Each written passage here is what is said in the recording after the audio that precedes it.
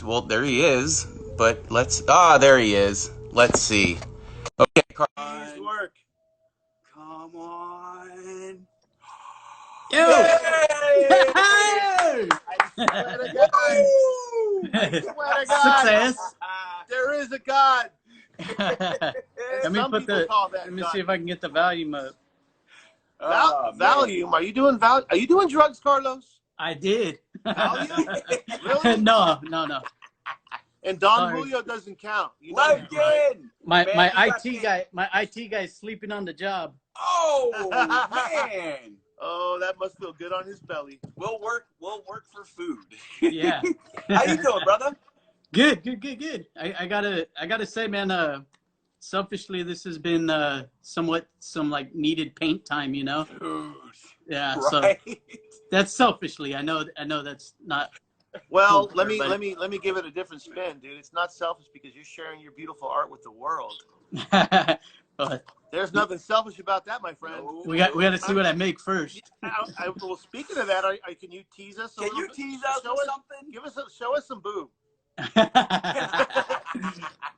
All right, all right, I'll show you. Dude, give us, this is Carlos, give us a tour, whatever you want or whatever you can show, but give us a tour of your abode. Where my abode. Okay, I live in a box, so don't judge me too harshly. But I'll show you. This is a sculpture I've been working on. Damn. Man, oh man. And Michael McDonald, look out. here's some booty for you. That is a booty. So this is a huge painting. I don't know if you can see how tall I am next to it. Shit. Oh, Pretty big painting. So I've been chipping away at that one. Dang. And let's see. Right now I'm doing this little coronavirus COVID bat. So I'm doing this like a still life from this guy over here. Ooh, yeah, we saw that posted up, man. That lighting you're getting. Holy shit. Yeah, so I've been that's been pretty challenging, man. I'm like, I gotta admit, I'm like, so that's why I got it so dark in here. Still like all that glass and like texture and light. Yeah. Dang. And then I'll show you. I've been doing some like little studies of like I don't know if you can see them, but like the sunrises. Oh, that's really cool. Is that some plein air? Yeah. Well, I since I Not can't right really now. be out there, I just take a picture and come back home and try and paint it. Okay. But I got some boobies for you. It's COVID plein air. Yeah. And then I did one of Mika the other day in the fog. Dang, dude, that looks like a real picture. Yeah, that was fun, man. I did that all in one day. It was really frustrating, but it was a long day. And then I still working on this one for the master, for the jefe right there. Oh, dang. I wasn't even gonna ask, but damn. Don't lie, man. Of course you would. Yeah. Hey, you know what it is? You know what's funny is like I'm having Mark Duff engrave my watch, right? And it's been like, I think he's had it for like 6 months. And he's like, dude, you're the best customer in the world, man, because you never like call me and sweat me and it's like, because I know how it is, man. Like I'm an artist too, you know what I mean? Like I have commissioned pieces that I haven't finished either, so it's like I could never be a hypocrite and call you or Mark up and be like, hey, where's my piece, man? Because like I don't want anyone calling me up asking where their piece is at. Well, that's what's been kind of nice. That like I got to admit I'm like straying here, but I'm gonna finish all my commission pieces, and which has been like heavily weighing on me anyway. So that's pretty cool. So that's how you've been passing your time. I mean, we would ask you how your family and stuff's doing, but we know you. How's your mother? How's everybody in your immediate family doing? Everybody safe? Yeah, man. We've all. I'm diabetic. My mom's diabetic, and so we're playing it really safe. You know, I haven't seen her in a few weeks, and that bums me out. But you know, we're playing by the rules and playing it real safe, so we can hopefully get together pretty soon. And I miss her. So yeah, your mom's she's sweet. She's a sweet woman. Yeah, she is. Thanks, man. She reminds me of my mother. That's kind of how my mom looked. Same, like, I don't know if I ever told you that when I met your mom the first month. Oh, that's how my mom, was, when she was here. So I have an extra soft spot for your mom in my heart for that reason. But right on, man. Hopefully you can return back to her soon and give her a big real hug, not the air hugs. Like we've been to air hugs. The other day I went and picked up a bunch of pizza pies and dropped them off at all the families. Nice, dude. Nice. Yeah, doing drive by hellos. I know, dude. Like throwing the pizza like a frisbee, huh? Like catch. What? How's your studio doing? How's the crew doing, man? Are you plugged into them often? How they doing? Yeah, I mean, we have a big group chat, and for the most part, we're sending stupid memes at each other. But it's not many friends. We're tattoo artists, the most mature of them all. Yeah, but I think everybody's staying pretty solid, man. Working on some artwork, and I'm encouraging everybody to work on artwork and just kind of checking in on everybody.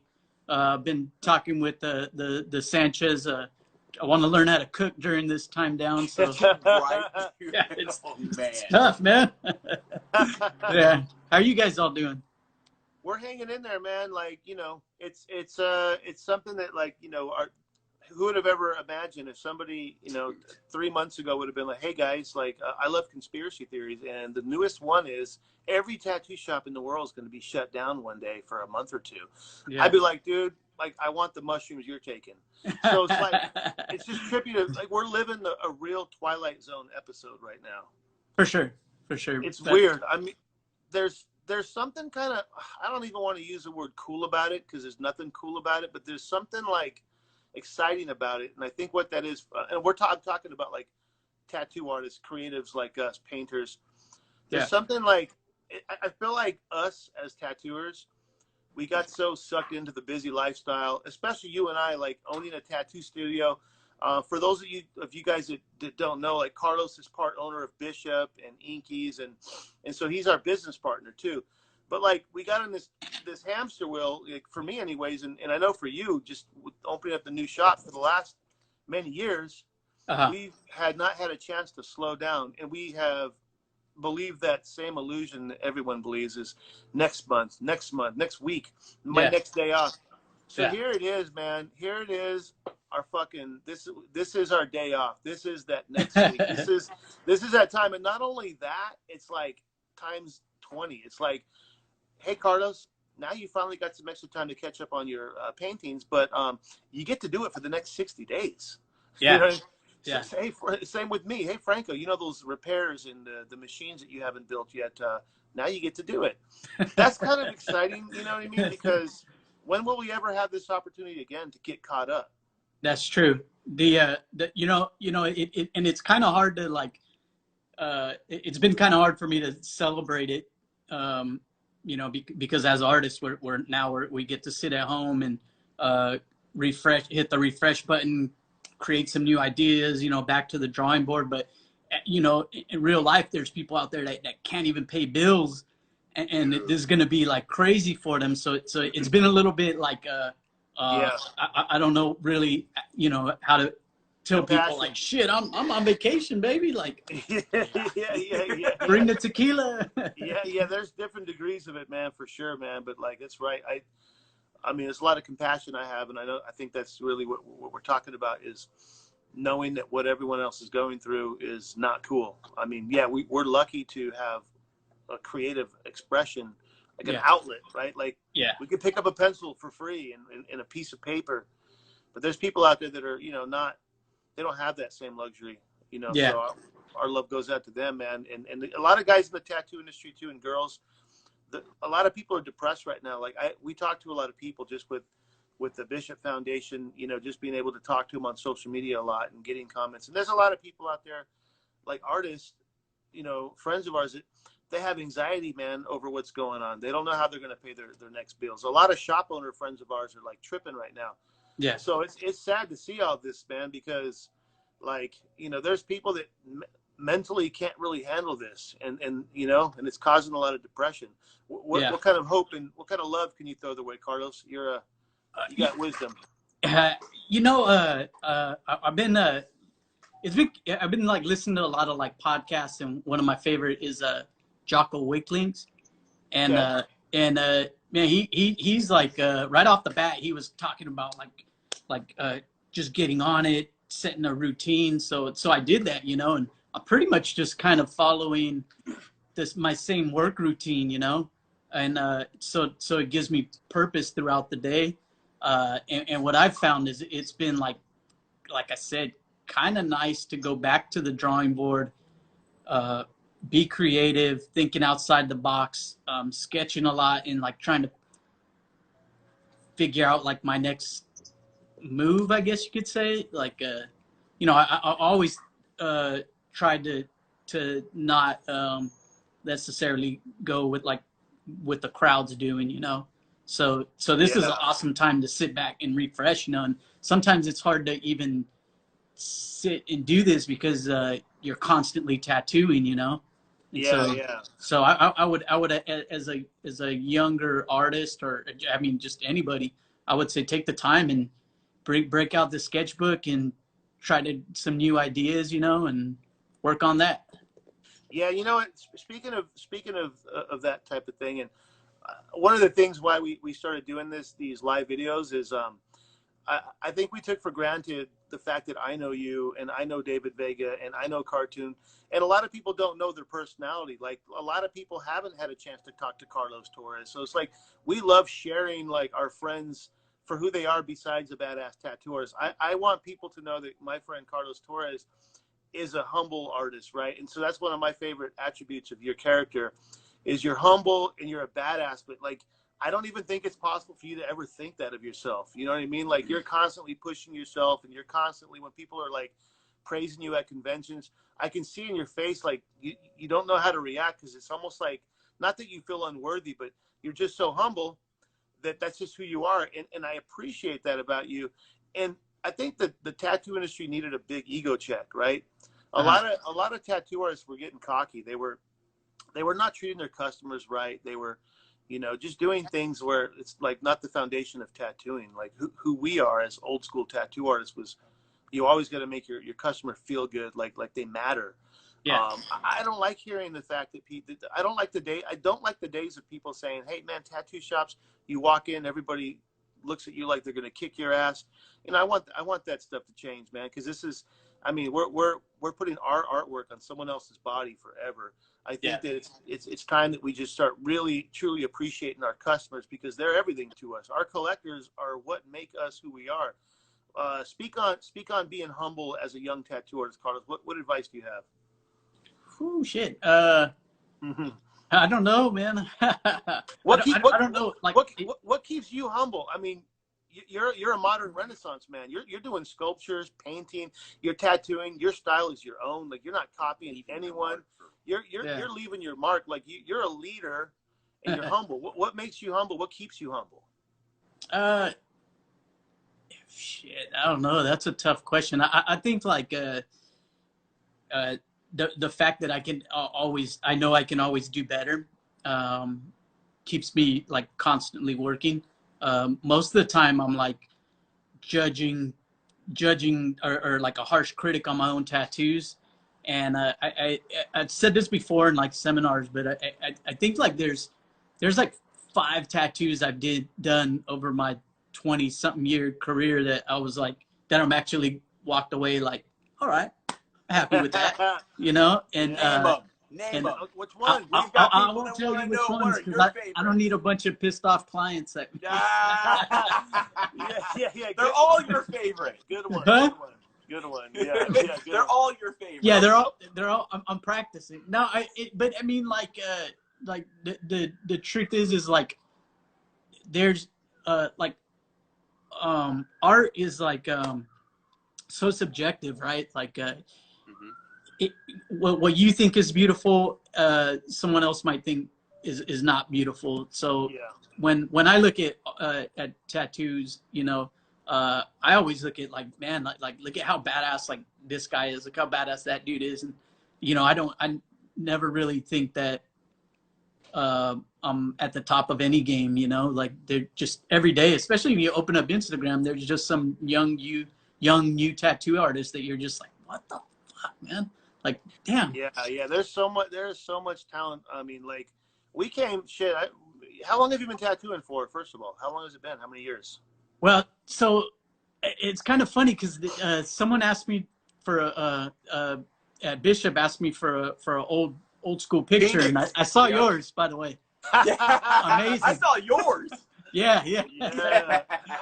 But that was in '95 when I graduated high school, and I pretty much hid that I did tattoos, and I was just fucking people up for a couple years. Hey. And I was working at the airport, and then by some unfortunate accident, or fortunate maybe, I ended up taking on a job tattooing, you know, at a shop. So it's kind of, I don't know how to count that, you know.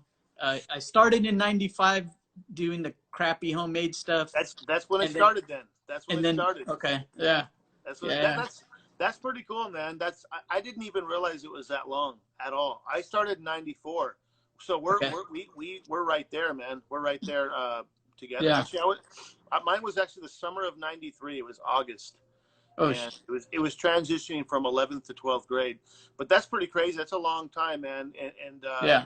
You probably weren't a badass when you first started, right? Well, I wasn't. You probably weren't, right? No.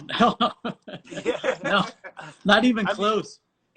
But it's cool because a lot of people, man, like a lot of people don't know things like that. A lot of people will look at like a Nico Hurtado or a cartoon or a Carlos Torres, and they'll just assume that they were always a badass. Mm-hmm. And so like they always say to themselves, man, I could never be good like those guys. I could never amount to the type of talent those guys have. But the truth is they can. And the truth is like anyone that's a badass used to suck, right? Yeah. I mean, I remember the first portrait I did, I outlined every single tooth in 100% black ink. It looked like she had a case of yuck mouth. You gotta Photoshop it onto like the realistic picture. Like, you seen them do that? Thank God, thank God they broke up. You know, thank God they broke up, and he got it covered. He got it covered with a Jesus portrait. But yeah, it's important to stay humble. It's important to know that, man, like just because we got a fucking cool job doesn't mean we're cool. You know what I mean? Yeah. And, I like all we do is draw on people for a living. You know, we and it's amazing, and I'm super honored and grateful for that.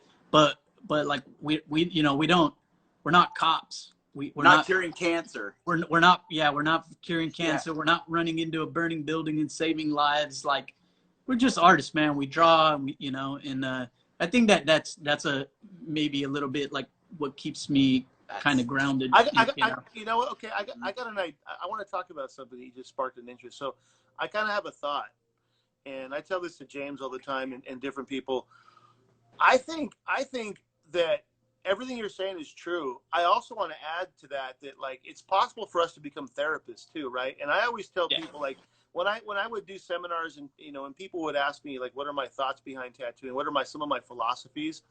I would always say, like, as a tattoo artist, man, like, you don't have to do this, but if you're one of those tattoo artists that's taking the time to like hear your customers' problems, because we all know as tattoo artists that people tend to like drop their guard when they're with us, right? I don't know if it's a fact that we're being very intimate with them. We're breaking blood. We're breaking skin. There's something. I mean, we don't know why, but when someone sits in our fucking chair, man, they start talking about their divorce, their deceased loved one. It gets heavy, right? Yeah, and if you're one of those guys that tattoos and you'll hear them out and talk to them, then you are contributing something great to the world besides an awesome tattoo. That's my personal philosophy. No, that's a good point. Yeah, I love hearing. I personally love that. I love like hearing people's stories and giving them advice, because like as a tattoo artist, we collect advice over the years. I mean, I've had sessions where someone's telling me their problem, and I'm giving them like my answer that I think might apply, and then they're looking at me like, how the fuck did you know that? Yeah. And it's not so much that I'm a psychologist. It's like, I just happened to hear that story 500 times in my lifetime, and I kind of know what's going to happen because I've narrowed it down to what does happen. You know what I mean? And so I think that's important as a tattoo artist to give of yourself other than your talent, because you got them locked in your chair for sometimes 5, 6, 7 hours. Yeah. You know? Yeah. So I'm gonna pass the. Actually, we've got a bunch of people tuning in from around the world that have questions for you, Carlos. They want to know. I got a question.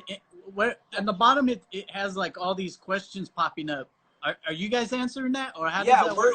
We're answering. So I'm over here on the side, you guys. To everybody that's asking questions, I'm typing right here.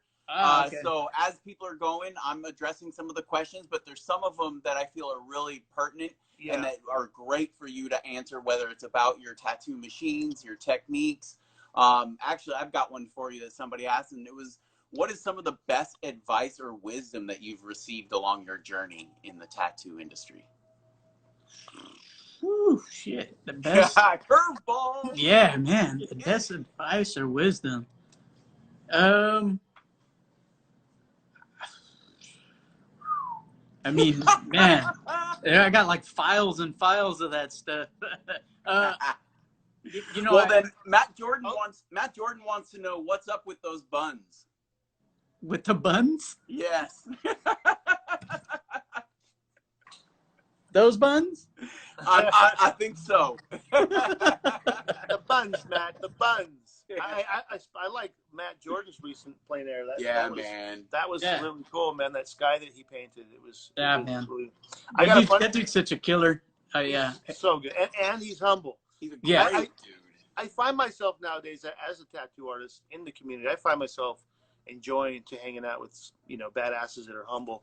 But yeah, Matt's a badass, man. Oh, real quick, I have a funny comment. This is funny. I feel the same way. This is from S.R. Cisne, I think, something like that. Raven and Wolves is like the Golden State Warriors in 2017 with Kevin Durant, with Alan, Sergio, Darren, Carlos. Y'all ain't playing fair. I would agree to that. I think you prefer the Lakers, right? Yeah. Well, I know where he's coming from. I'll take the compliment. Man, thank you. To me, I think it's really important to have to surround yourself with people that are better than you. And I got to say, even like some of the younger artists that we have working there, that constantly push me, man. And I'm getting older, so I'm trying to have a set schedule and get off at a certain time and blah blah blah. But man, you see some of these young kids work, and then you're just like, shit, I gotta tattoo for an extra hour now just to try and keep up with these guys, mm-hmm. or I gotta get up an extra hour early to make a better design, or so it's yeah. I got a really cool thing that you can help. I mean, you've been tattooing for almost 26 years, man. What advice can you give the younger artists out there in terms of health? What are some of your things that you wish you would have done different as a tattoo artist in terms of health and maybe eating like better and whatnot? Yeah, that's a really good question. We're all going to have back problems, or we all have back problems. Mm-hmm. And if you don't take care of yourself, you're definitely going to have a back problem. I think exercising and moving is a big key, and I'm still battling the eating healthy. I go off the rails every once in a while, but you know what? I had some really bad back problems where I couldn't tattoo for like a week. I couldn't even kind of get out of bed for a week. I remember that. And the doctor was just telling me, he's like, just because you exercise, because I like exercise in the morning. He's like, just because you exercise in the morning, you still go and you sit for 8 to 10 hours and tattoo hunched over. He's like, and then you go home and you go to bed. He's like, you have to go for a walk, go for a 15-minute walk. And I gotta say, knock on wood, since I started doing that I've been doing pretty damn good, man. So well, I mean, I think in all the years I've known you, you're in the best shape that I've ever seen you at. You know what I mean? I think core. I've recently started doing yoga. It sounds funny, man, but I swear by it, and I think that every tattoo artist should do yoga. It's all about that core, man, and that's something I wish I would have known many years ago, because I got back problems and it sucks, especially when they flare up. And I look back and I'm like, man, I bet you if I was like to always do yoga, or if I was to simply always do planks and just different exercises, man, we probably wouldn't have back pain, or it would probably be severely less. So stay healthy, you youngsters out there. You've been tattooing for 2-3 years. You guys don't even know what you're about to encounter on year 15, year 20. David Vega, brother David Vega. Carlos is the man. What artist inspired you, Carlos, when you first started? Oh man, what up, David? Man, so when I first started tattooing, I wanted to do Japanese style. At least that's what I thought, you know. I was there one day. Huh? I remember I was there too, man. It was So I mean, you know, there was the Philip Liu, you know, and but I think like, you know, I always drew kind of the style that I do now, and I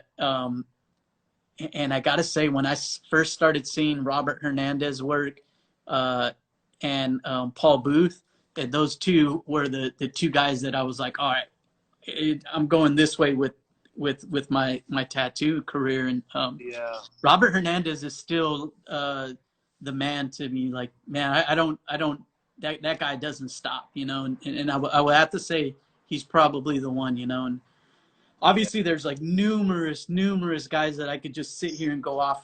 Cordy Flatmo, Corey Miller, Kerry Barba, Jack, Freddie, you know, we could be here forever.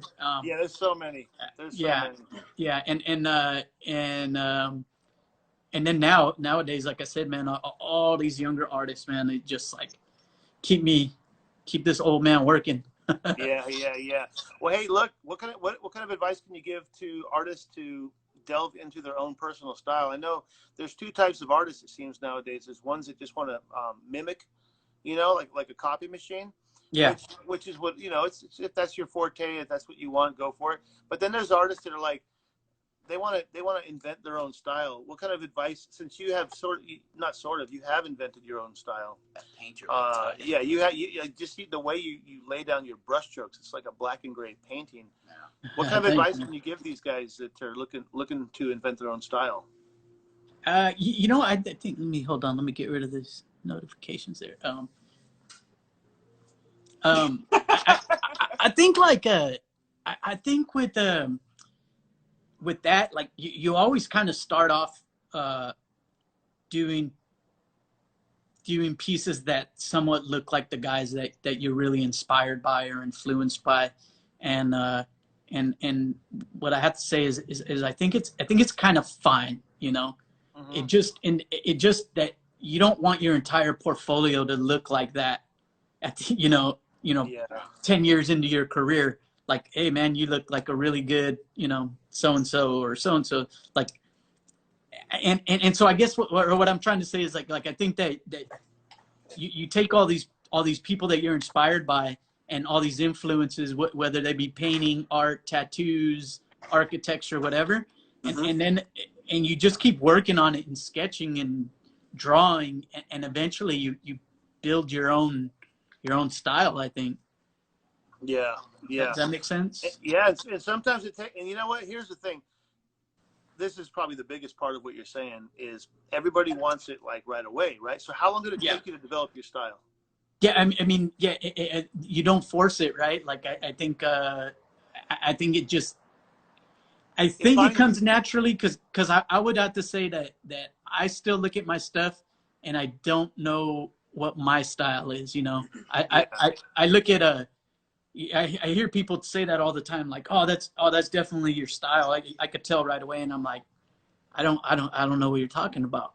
Yeah, I even think that our style ends up finding us. Really, I think it's a search.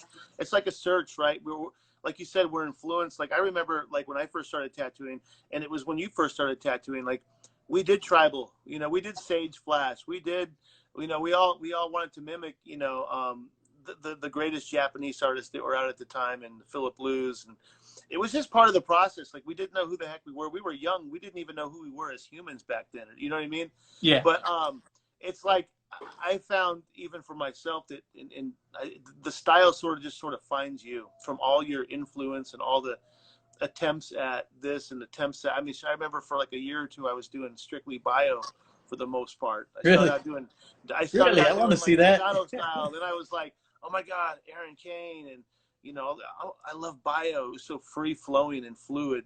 But yeah, man, you're right, dude. Like people just keep trying everything until it finds you, and don't expect it overnight, because sometimes it takes many years to find your style. And you know what?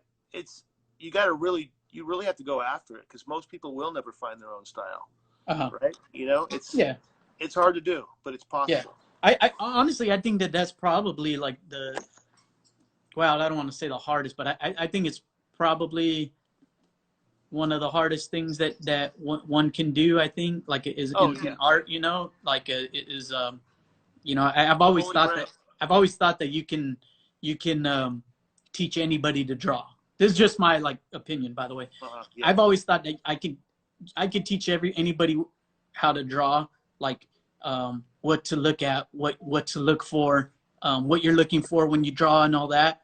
But I think being creative, and that's where like your kind of style comes in. I don't know.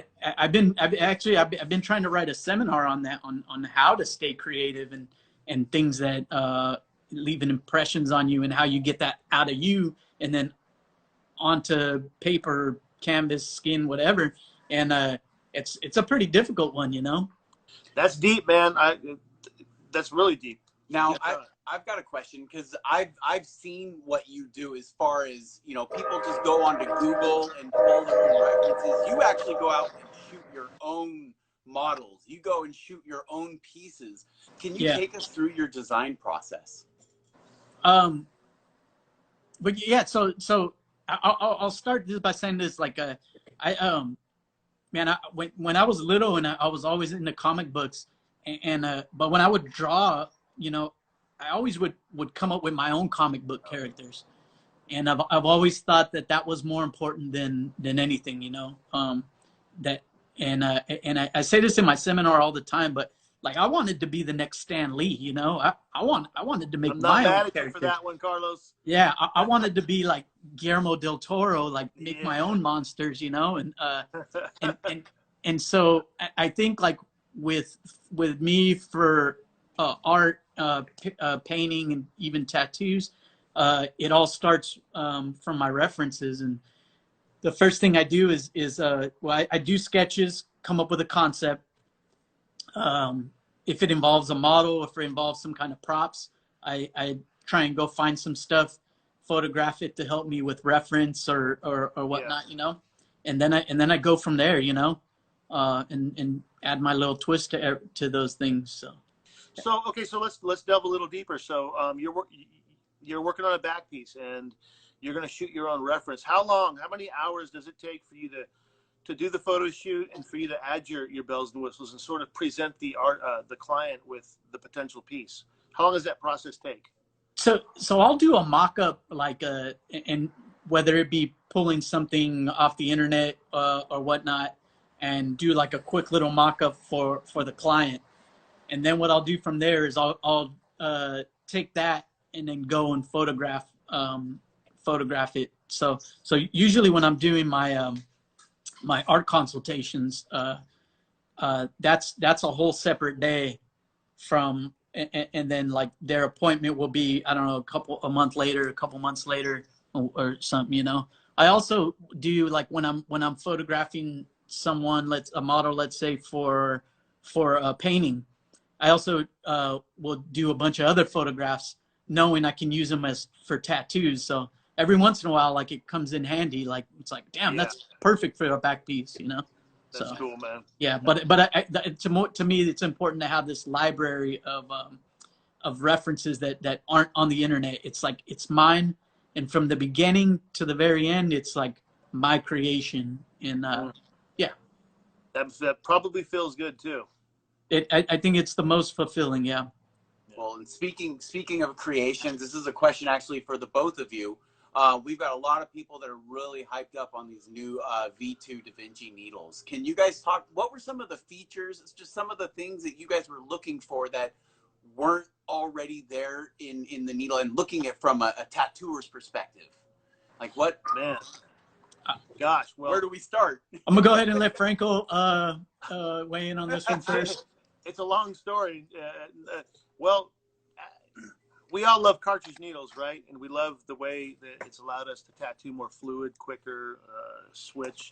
We can do so many things with the freedom of having cartridges. The cartridge option. Man, shout out to Cheyenne for allowing us to license the needles, right? And that sort of opened up the door for us to kind of sit back and say, like, okay, we got the license to make these needles. Like, let's not do what everyone's doing, which is, ordering an existing, cartridge from a company in overseas and then stamping our name on it or our color membrane, put our artwork on the box, come up with a name. I mean, that's really what's going on. And I'm not even really knocking that, because that's what we did with our V1s. We found the best cartridges that we could. And we delved into that to create the first Da Vinci V1s. Actually, before that, it was the Phantom needles. Yeah. Because the options really weren't there to create your own mold, right? And so we were doing what everybody else was doing. Again, like, not knocking that. That's just what it was. But I think for guys like you and I, Carlos, man, that wasn't enough. And as tattoo artists, I know speaking with each other, we wanted to be the first, cartridge that was designed by tattoo artists. And I think that the cool factor is, like, you and I have like almost 50 years, over 50 years combined black and gray experience, tattoo experience. So we were able to sit down, Carlos and I, and work with our engineer, Caesar. Shout out to Caesar Morra.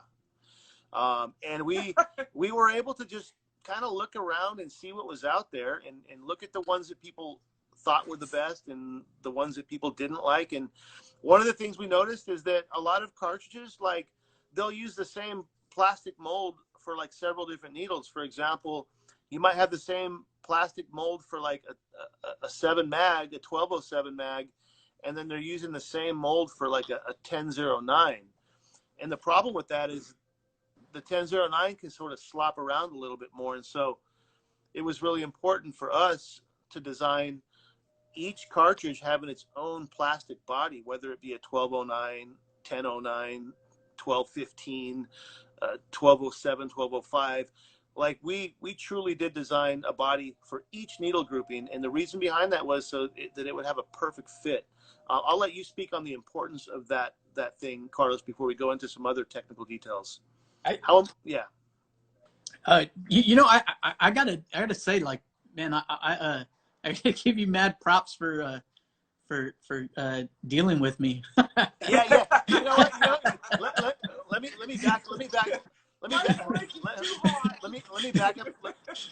back up and paint that picture really quick, because it's important. I'm glad you said that. So Carlos, you guys, is like, fuck, man, like, I wouldn't want to date him if he was a chick, man. He's hard to please. But in terms of a business partnership, like, I don't want no yes man. Like, I want people to tell me, like, my hair fucking sucks. These needles are not the best. And for many years, Carlos has always given me his honest opinion. And I love that so much, because he forces me to go back to the drawing board. Like, he's the guy that will just be like, this is almost good, but not good enough. And, I'll pick his brain for a little while and I'll find out why he didn't like it. And so I want you guys to know that this cartridge needle went through several renditions and changes. And most of them were due to Carlos saying, hey, this is almost good, but not good enough. And that's important, because we're not just tattoo artists that are designing something. Like, we're very familiar with what we need, and we're very picky. So Carlos's thought, my thought was, if it's good enough for us, it's definitely going to be good enough for the user. So go ahead, I'll let you take it from there.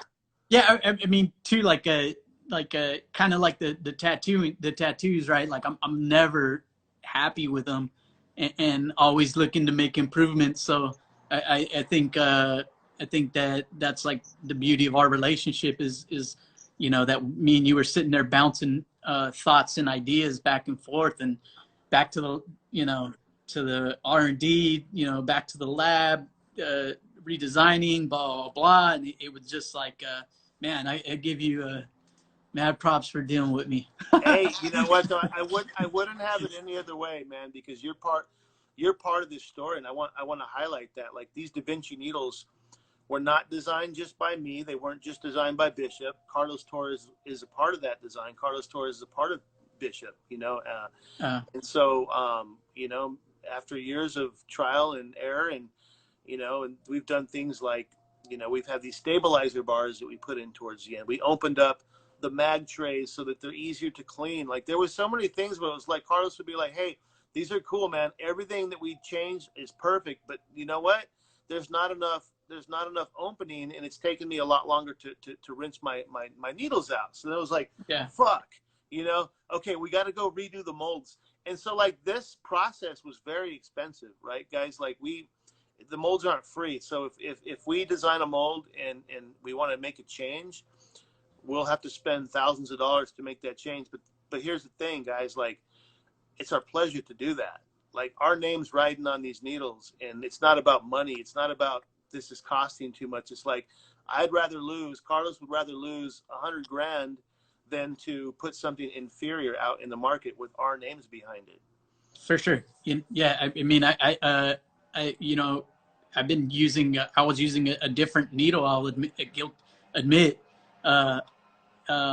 because I wanted the Da Vinci's to beat that, like make me use that, you know. And I got to say, man, like I since these came out, I've only been using those, and I think the expiration date on the other ones is about to go out. yeah, man. Hey, that's good news, man. I want to address a cool question from Renato Lorenco. He says, what do you guys say makes your needles the best from other companies? I first and foremost want to say, we're actually not saying we're the best. Like, we're not saying the Da Vinci V2 needles are the best needles in the world. And I'm not even saying Don Julio's the best tequila, but it's definitely one of the best. You know, it's definitely one of the best.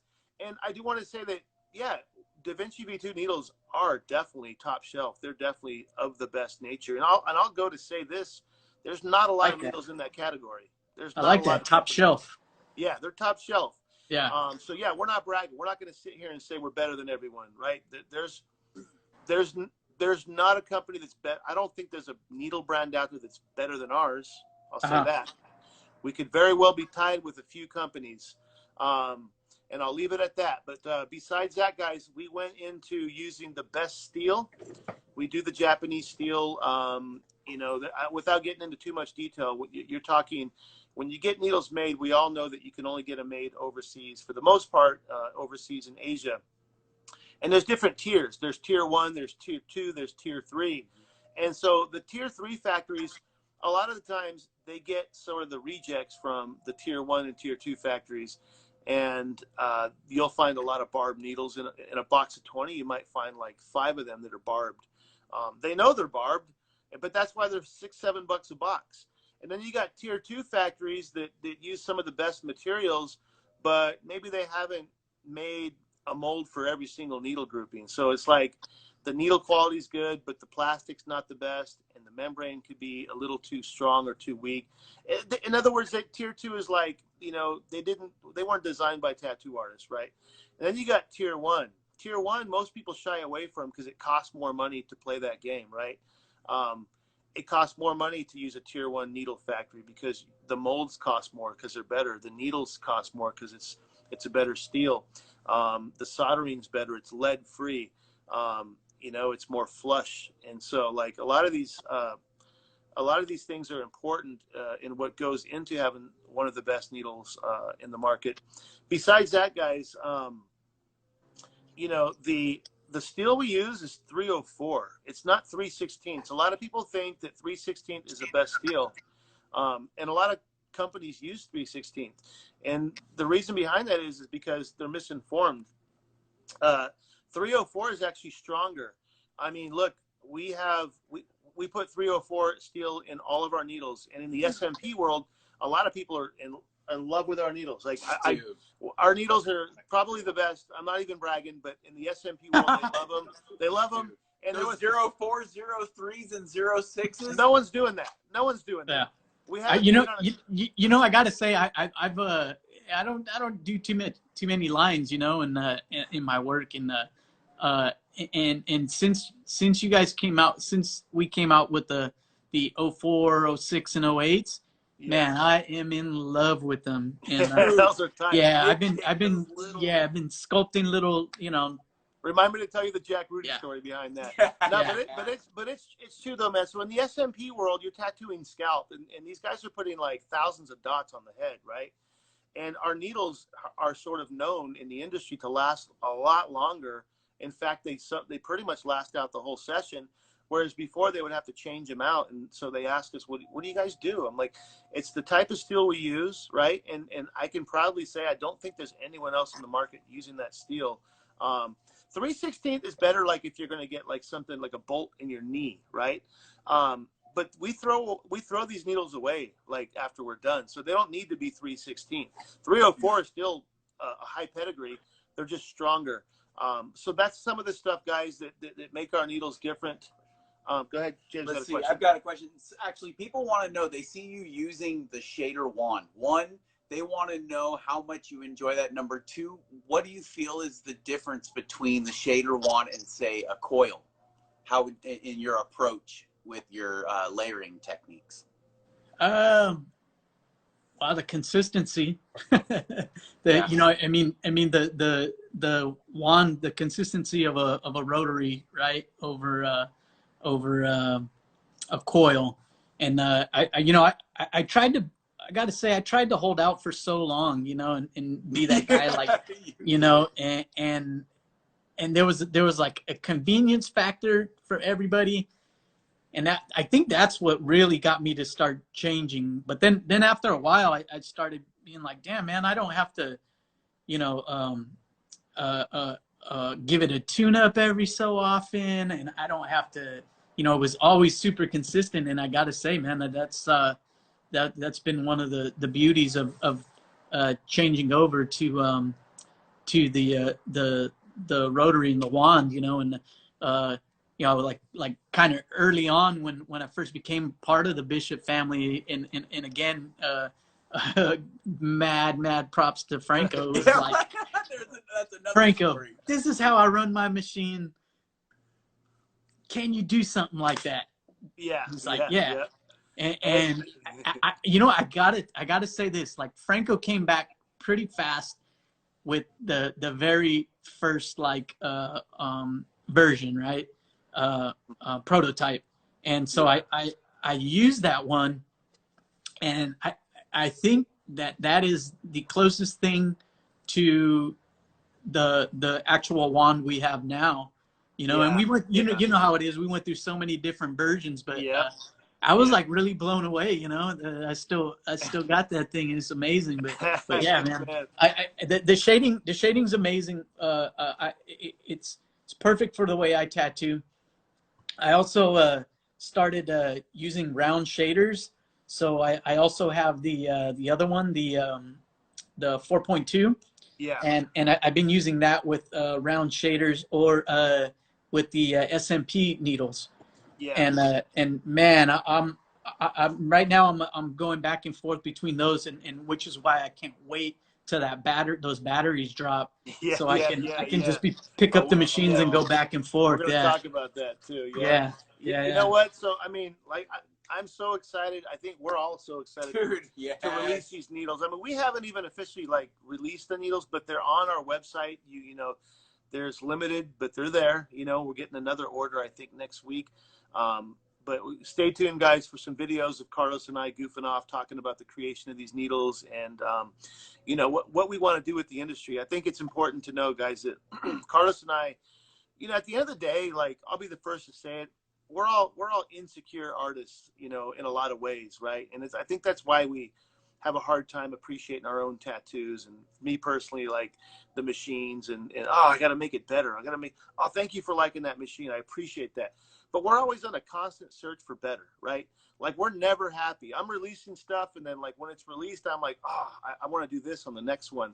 And sometimes nobody even notices those details. It's just maybe in my own head. But nonetheless, it's important to to always push the envelope in terms of creating tattoo products for our peers. You know, want you guys to know that we care. I want you guys to know that if we're not happy with it, you won't even see it. Like by the time you get it and by the time you're able to order it, man, it went through 2 heavy-duty filters, Carlos and I. And after that, it goes to our friends, you know, that work at our shops and that are on the team. You know, so there's a rigorous process by the time you get to be able to purchase a machine. And we're really proud of the Wand. It's one of our easiest machines, doesn't really ever break down, you know what I mean? And if we do, it's like, guys, I mean, I want you guys to know this. It's customer service is everything. What Bishop offers is customer service as well. So I know there's copycat machines. You can get the Bishop Wand for like $200, but it's on Amazon and it'll break on you. Always know, guys, when you're dealing with a reputable company, not just us, but you're dealing with a reputable company, check to see what their customer service is like. Because when you buy a Bishop product, when you buy something from us, it's coming with customer service. At the end of the day, I like people to be happy. I give away so much stuff. I know, Carlos, I know you feel the same way about that. At the end of the day, like, we don't ever want to have a pissed off artist, and we'll go the extra mile because that's who we are. We're tattoo artists. These are our peers. We see them at the conventions. So we really try to make you guys happy, man. So, real quick, quickly, questions on the battery pack. I don't know if you guys saw the tease that I put up yesterday. We'll probably do another tease. It's going to last 10 hours. It's going to be very fucking simple. It turns on, it turns off. It goes up and down in voltage. If you want 8.2, 8.3, 8.4, you can do that. You're not going to be stuck. You're not going to be stuck at 6, 7, 8, 9, 10, 11, 12. So it'll be the work. To me, it'll be the first battery pack on the market designed by what I would hope to be a quality company, us. And it has full digital display. It'll power through even the toughest membrane. It'll have a jump start feature. It has a very expensive lithium ion battery, so the best we can get. It's got 2,000 mAh. That's like horsepower. 2,000 mAh means it's going to last 10 to 12 hours. It'll have a foot switch option, so you can, turn it on and turn it off. People ask, like, hey, man, like, I got out of using foot switches. Why do I want to buy a foot switch with the battery pack, Franco? Like, I've been asked that, right? The search is really this. People are trying to make the battery last as long as they can, right? I mean, we want to do the whole session without having it go down. So the foot switch, basically, you can get 30% more life out of the battery if you use a foot switch, guys. So that's what the foot switch is there for. It's all wireless. You tap it with your foot to turn it on, and you tap it with your foot to turn it off. Or you can just buy the straight-up battery that doesn't have that feature, and you can just do it like you do it. But I'm excited about that battery pack, man, because, and price-wise, people want to know how much it'll be. It's going to be about $139, something like that. Be charged. That's the slogan that Sean came up with, that creative little bastard.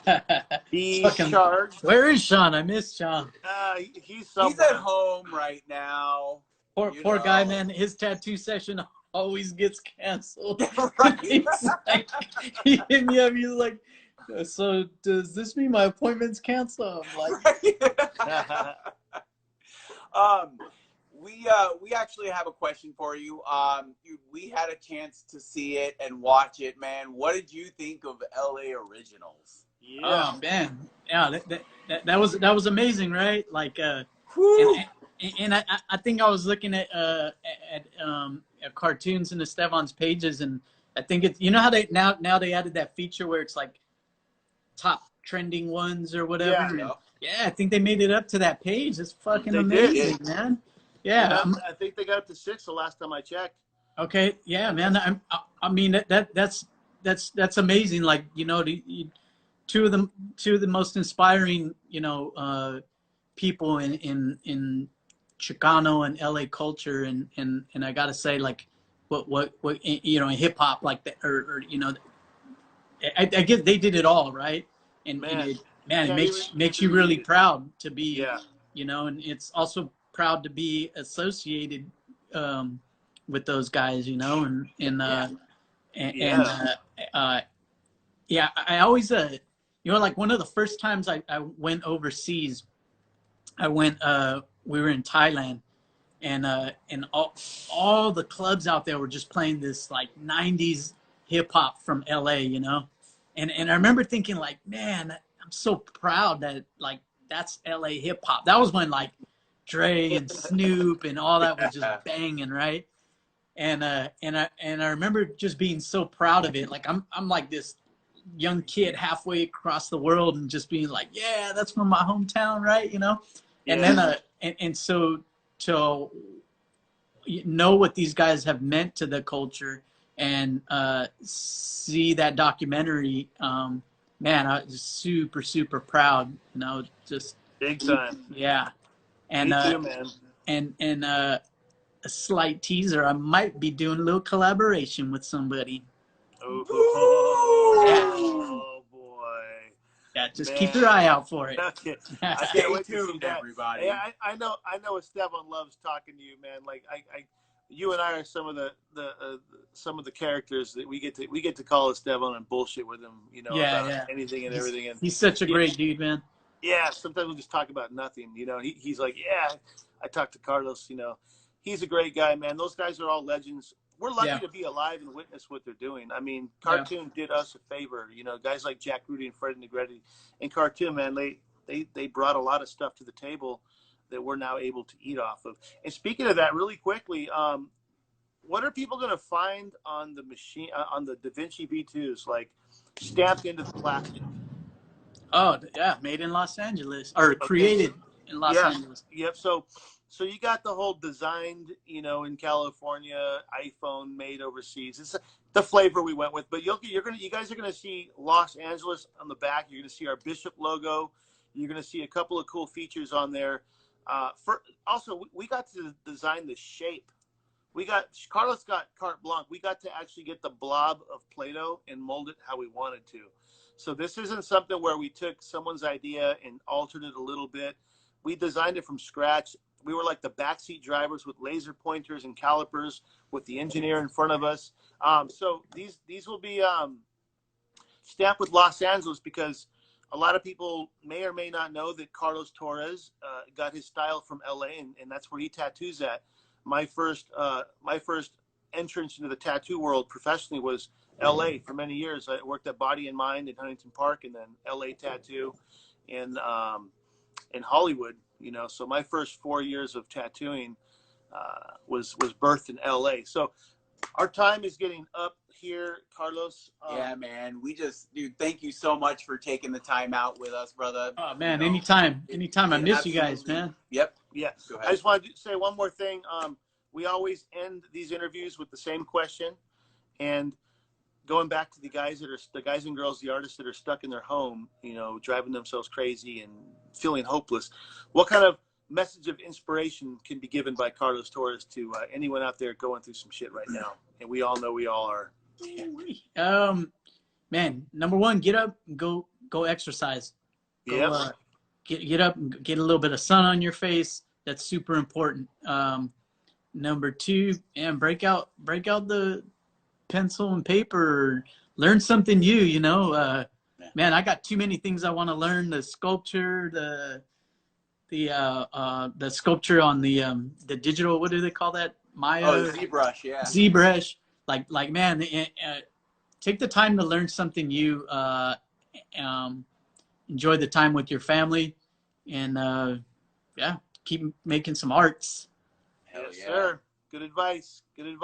Well, my man, thank you so much again, dude. You are truly an inspiration. Just as you were talking about how Cartoon and Esteban inspired you, just know that you're inspiring millions of people out there right now. Oh, yeah.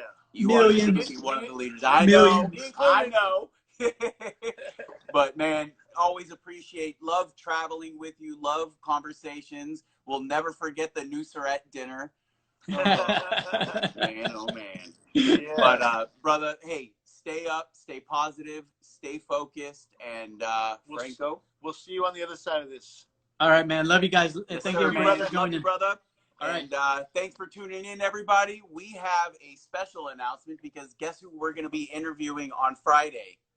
This guy right here. So you get to learn everything and anything about Bishop, about tattooing techniques and all. So You guys make sure you tune in. Hope you all have a beautiful day. Carlos, take care, my brother. And remember, if nobody loves you, Bishop's got you. He's not lying. And we're out. Later, my man.